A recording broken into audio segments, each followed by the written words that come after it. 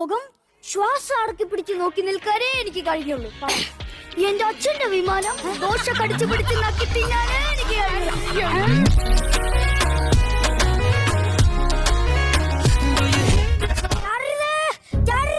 ഒന്ന് പതുക്കെ ഇടണോ. ഇപ്പൊ ഈ ടവർ ഞാനും അടുത്ത ജംഗ്ഷനിൽ പോയി കിടന്നേനെ. ഇനി ഇയാളെന്തിനാ എന്റെ മണ്ടാക്കറിയേ കാക്കയ്ക്ക് നിക്കർ ഇട്ട് കൊടുക്കാൻ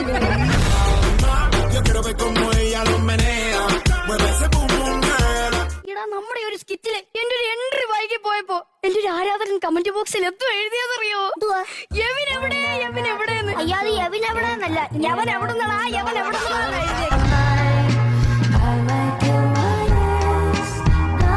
അതിനൊക്കെ എന്നെ നേരിട്ട് കാണണമെന്ന് പറഞ്ഞ് എത്ര പേരാ കമന്റ് ചെയ്തേക്കുന്നത്. ആരും ടി വി കൂടെ കണ്ട റിമോട്ട് അറിയാനേ പറ്റത്തുള്ളൂ. ഇതാകുമ്പോ കൈ കിട്ടുമല്ലോ.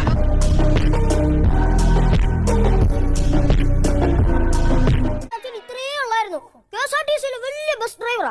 ഒരിക്കലും എറണാകുളത്ത് നിന്ന് വയനാട് വരെ ബസ് ഇങ്ങനെ ഓടിച്ചോണ്ട് പോകുമ്പോ റോഡിന്റെ നടുക്ക് ഒരു മുട്ടം കാട്ടാനോ ധൈര്യത്തിൽ റോഡിൽ ഇറങ്ങി ആരാടെ മുഖത്ത് ഇങ്ങനെ ഒരു ചൂണ്ടല്. അയ്യോ, എന്നിട്ട് ആനയ്ക്ക് കരിമ്പ് കിട്ടിയതിന്റെ സന്തോഷം.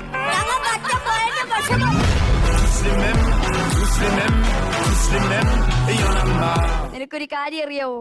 ലോകത്തൊരു ആർട്ടിസ്റ്റിനും കിട്ടാത്തൊരു ആദരവാണ് നമുക്ക് നമ്മുടെ ജന്മനാട്ടിൽ നിന്ന് കിട്ടിയേക്കുന്നത്. സ്റ്റേജിൽ കയറി എന്തോ പറയാ പ്ലാൻ? 2 ക്രീം പണി ചോദിച്ചാലും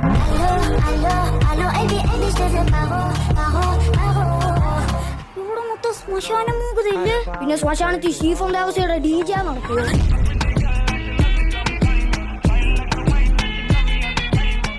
എന്നെ ഒരു മോനെ പോലെ കാണണം.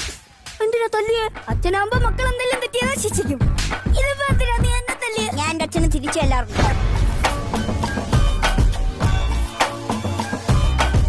എടോ ബെല്ലി ഡാൻസ് അറിയത്തില്ലെന്ന്. ബെല്ലി ഡാൻസ് അറിയത്തില്ലെന്ന് ഞാൻ ഇപ്പൊ കാണിച്ചു തരാം. ഇത് ബെല്ലി ഡാൻസ് അല്ല, പല്ലിയുടെ വാല് കുറിച്ച് കിടക്കുന്നു പറഞ്ഞതാ.